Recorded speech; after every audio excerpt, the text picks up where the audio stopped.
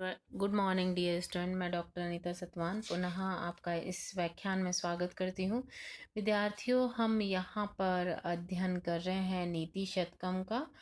BA प्रथम वर्ष में हमारा ये नीति शतकम है और इसमें हम 8 श्लोकों का अध्ययन कर चुके हैं पुराने वीडियोज़ में। अभी आज हम यहाँ पे 9वें और 10वें श्लोक का इसमें अध्ययन करेंगे। तो देखिए, भर्तहरि द्वारा विरचित इस ग्रंथ में जो प्रथमतः हम पढ़ रहे हैं वो मूर्ख पद्धति पढ़ रहे हैं। तो मूर्ख किस तरह से मूर्ख व्यक्ति का कैसा स्वभाव होता है उसको कवि ने बखूबी इसमें वर्णित किया है, कि मूर्ख व्यक्ति को ब्रह्मा भी नहीं समझा सकता। और जो ये नवा श्लोक हम करेंगे इसमें यह है कि जिस व्यक्ति की प्रवृत्ति नीच होती है उस नीच व्यक्ति को हम कितना भी समझाएं या मतलब उसको जो अपनी वस्तु है उसको कभी भी वो छोटा नहीं समझता, यानी अपने कार्य को महान नहीं समझता है। तो उसके लिए ये देखिए जो श्लोक है हम इसका अध्ययन करेंगे। कृमि कुलचितमः लालंकिलनं विगन्धि जुगुप्सितं निरूपरसं प्रीत्या खादन्नरास्ति निरमाशिषं सुरपतिम् अपि श्वापार्श्वस्थः विलोक्य न शङ्कते न हि गण्यति हि क्षुद्रो जन्तुः परिग्रह फलकुतामः। तो देखिए इसका अन्वय एक बार देखें। इसके शब्दार्थ अन्वय मैं आपको एक बार बताती हूँ। क्रमी, हाँ, इसका जो अन्वय है वो है कृमि कुलचितम लालांकिनम विगंधि जुगुप्सितम निरामाशिम नरस्थि निरूपरसम प्रीत्या खादन स्वाहा पार्श्वस्थः सुरपतिम अपि विलोक्य न शक्यते ही क्षुद्र जंतु परिग्रह फलगुताम न गण्यति ही।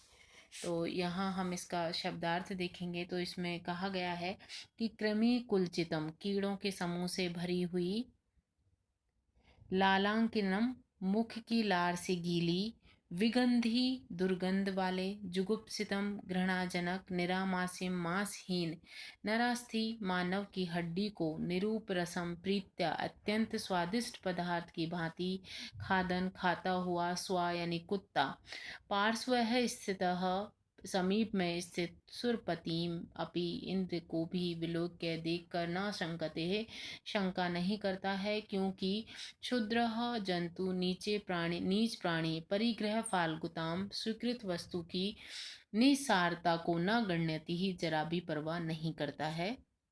हिंदी अर्थ इसका समझेंगे। कीड़ों से व्याप्त, लार से गीली हुई, यानी एक कुत्ते का उदाहरण यहाँ पर दिया गया है कि एक जो कुत्ता है वो एक सूखी बिना मांस की हड्डी को खाता हुआ भी अपने आप को गर्वित महसूस करता है। वो इतना मतलब इतनी घृणित हड्डी को खाता है लेकिन वो उसको बुरा नहीं समझता। तो कहने का तात्पर्य यह है कि जो नीच व्यक्ति है वो नीच कार्य करता है लेकिन वो अपने कार्य को छोटा नहीं समझता है। तो इस बात के ऊपर ही प्रकाश डाला है। इसको एक बार अर्थ को आप फिर अब समझिए। कीड़ों से व्याप्त, वो हड्डी कैसी है? कीड़ों से व्याप्त, लार से गीली हुई, दुर्गंध युक्त, घृणास्पद यानी जिससे घृणा की जाए, मांस से रहित, मृत मानव की हड्डी को बड़े चाव से खाता हुआ कुत्ता समीप में खड़े देवराज इंद्र को भी देखकर शंका नहीं करता, क्योंकि नीच प्राणी अपनाई गई वस्तु की तुच्छता की जरा भी परवाह नहीं करता है। कुत्ता घृणित वस्तु को आनंद के साथ खाता है। वह आनंद मग्न होकर अपने पेट को ही भरने में लगा रहता है।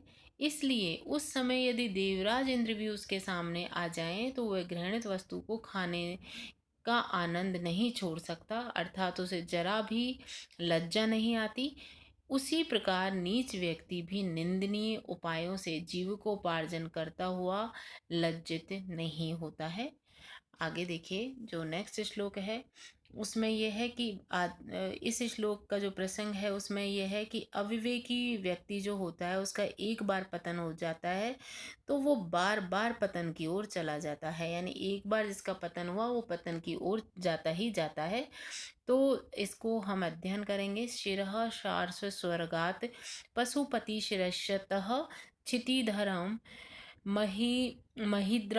महिद्राद उत्तुंगाद वनिहिम वनिमविनेश्य चापि जलधिम अधो अधो गंगेयं पतम उपगतः स्तोकम अथवा विवेक भ्रष्टानां भवति विनिपातः सतमुखः।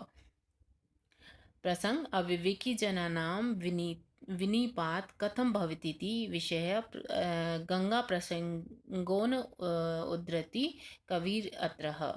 यहाँ पर जो कवि है वो गंगा का उदाहरण देकर बताता है कि अविवेकी व्यक्ति का एक बार पतन होता है तो उसका पतन कितनी बार और होता है। तो इसका हम शब्दार्थ देखते हैं। पहले हम अन्वय करेंगे।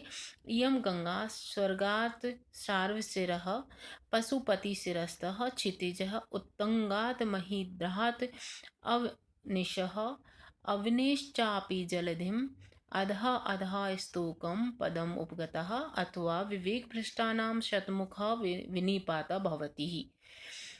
शब्दार्थ यह गंगा भगवती गंगा या भगवती नदी गंगा स्वर्गात स्वर्ग से शार्व शिवजी के सिर पर पशुपति शिरस्थ भगवान शिवजी के सिर से क्षितिधरम पर्वतराज हिमालय पर उत्तुंगात ऊंचे महिंद्राद पर्वत से अवनिम पृथ्वी पर अवने अपनी पृथ्वी से भी चय और जलधिम सागर में एवं इसी प्रकार अधहद नीचे नीचे क्रमशः स्तोकम तुच्छ से तुच्छ पदम स्थान को उपगता पहुंचती गई अथवा इसी प्रकार विवेक भ्रष्टानाम विवेक रहित व्यक्तियों का सतमुख सैकड़ों प्रकार से विनिपाता पतन भवती यानी होता है।